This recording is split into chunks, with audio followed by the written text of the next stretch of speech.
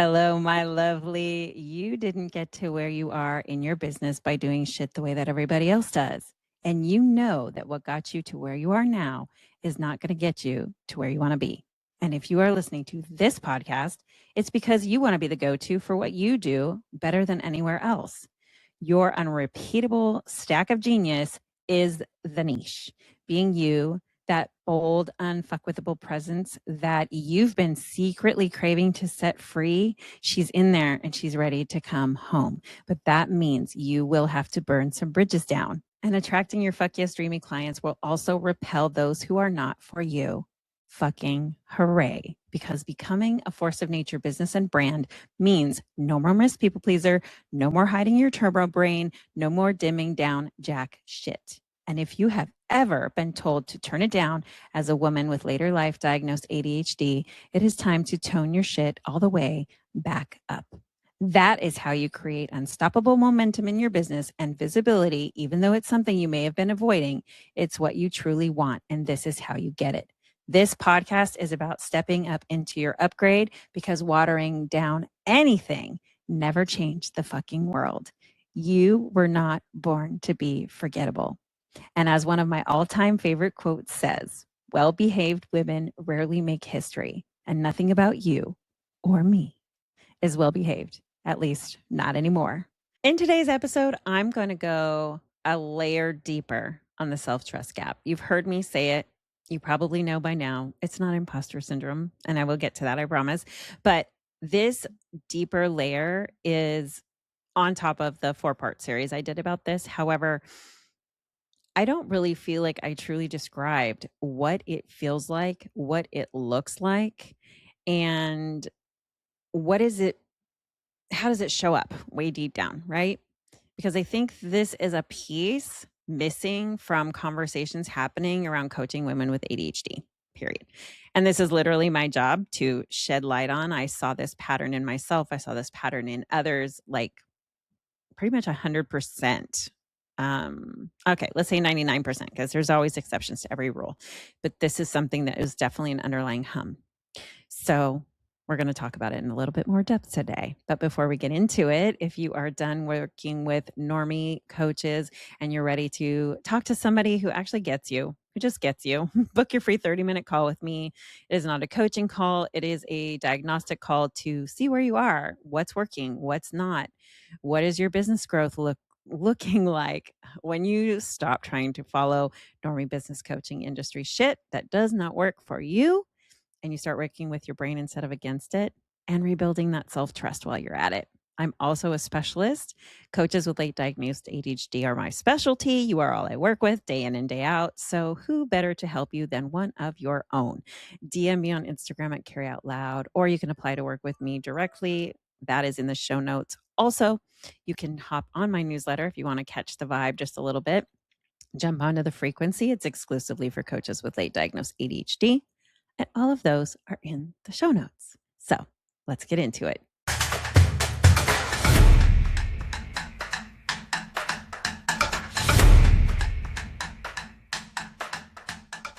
Welcome back to the ADHD Entrepreneur, the podcast for coaches with late diagnosed ADHD who refuse to play by the fucking rules. I am Carrie. I'm your host. I am the chief weirdo of Carry Out Loud. I have also been called the self-trust whisperer and the fairy god mentor to all women with ADHD, but I just go by Carrie. If you are new here, welcome home. You have found your people. Take a second, check out the trailer to the podcast, hit that subscribe button so you can come back every week. And if you are not new here, welcome back, you sexy beast. So let me start here. Again, in case you are more new around here. What you are experiencing all over the Normie coaching industry, you keep seeing the words imposter syndrome, imposter syndrome. It's like you see them so much that you're like, that must be me. But no. For most of us, that is not it. Imposter syndrome is, once again, just to reiterate, doubting your worth. Imposter syndrome needs validation. It can be soothed temporarily with affirmations or some kind of cheerleading, all of that jazz, but this is different. This is about doubting your judgment. doubting your ability to trust your own read on things, not able to trust your inner knowing that your gut instinct is right and has never steered you wrong, and yet not being able to change it. This is you cutting off your inner knowing. And this is not something you fix with affirmations. This is something you have got to rebuild with evidence, incrementally and over time.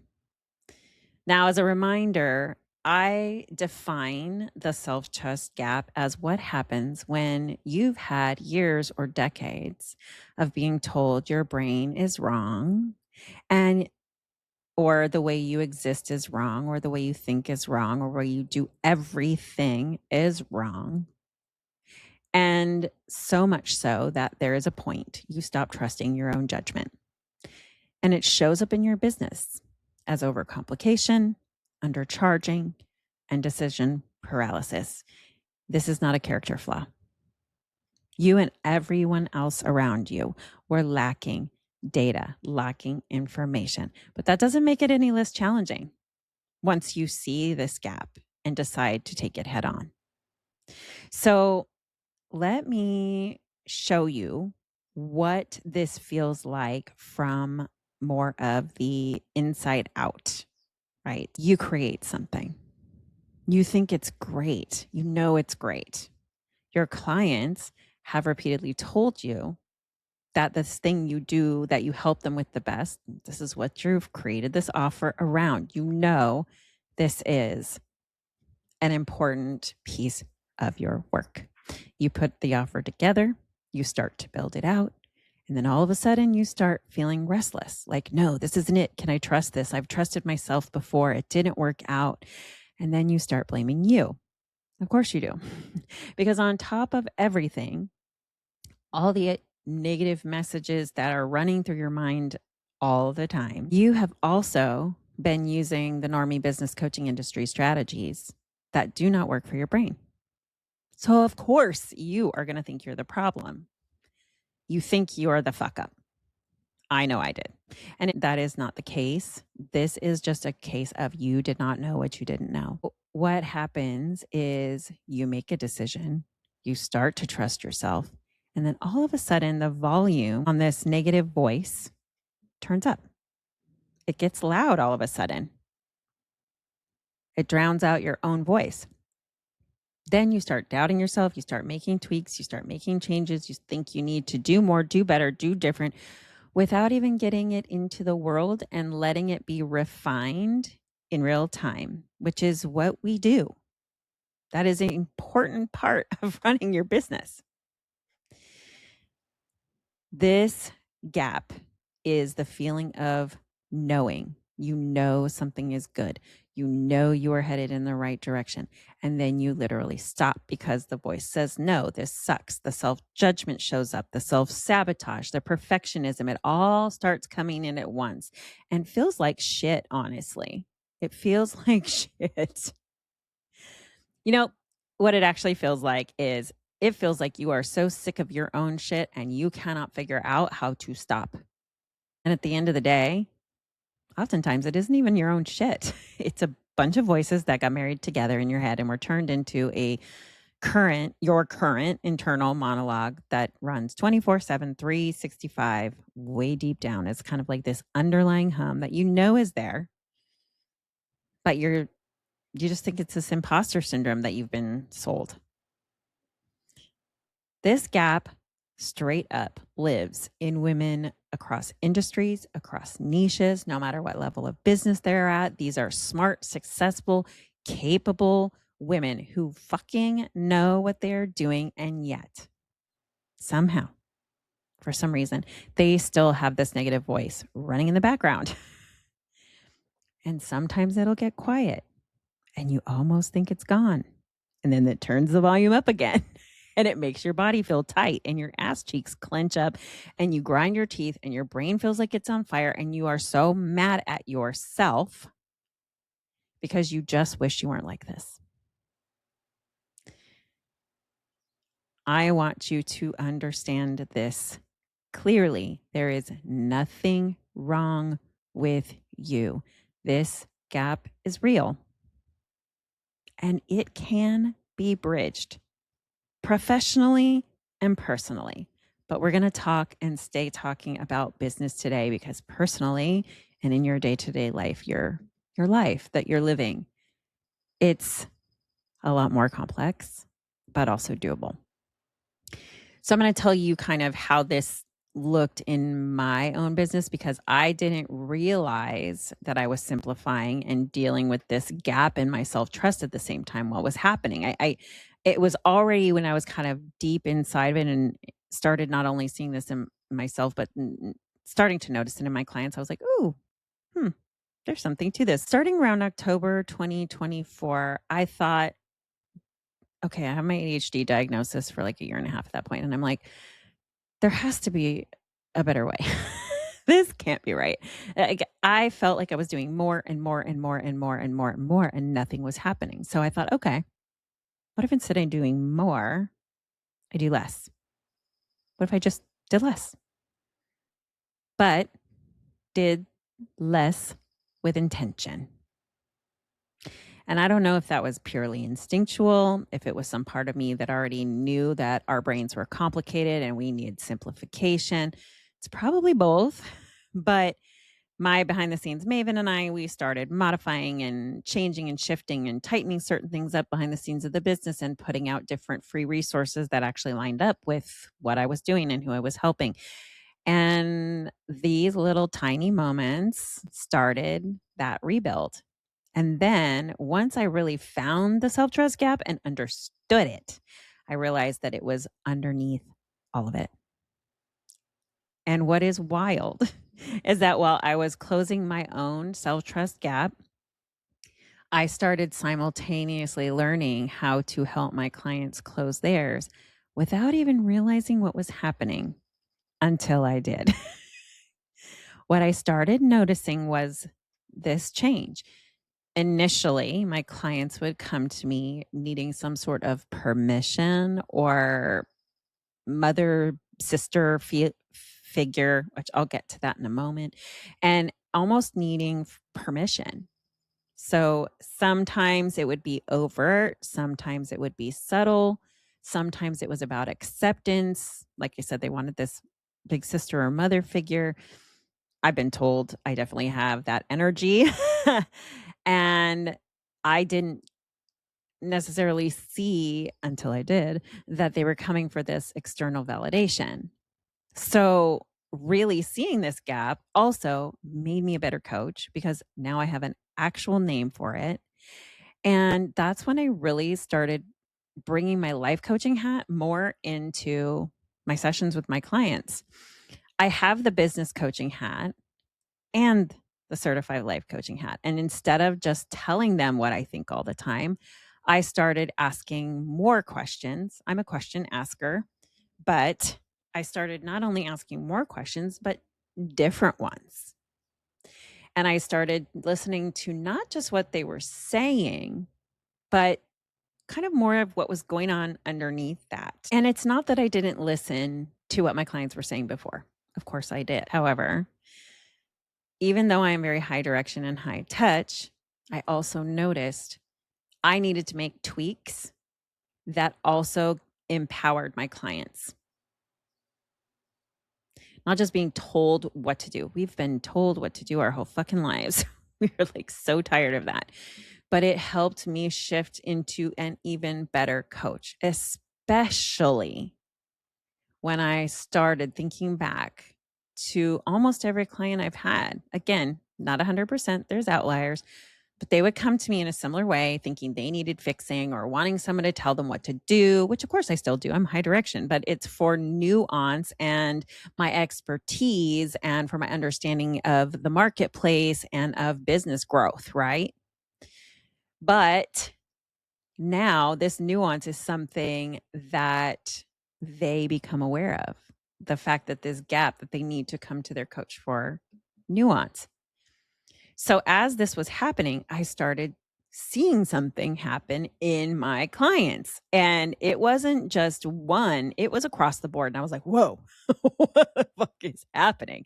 Like they would just shift. I would see them go from digging their heels in and raising prices on a low ticket offer to just raising it. I would see their messaging change. I would see the way they showed up on their social media change. I would see their stories change, their content, their offers, their deeper mission became clear. And what felt like all of a sudden this confident way of making decisions and coming to me for nuance and review of the things that they really are hiring me for.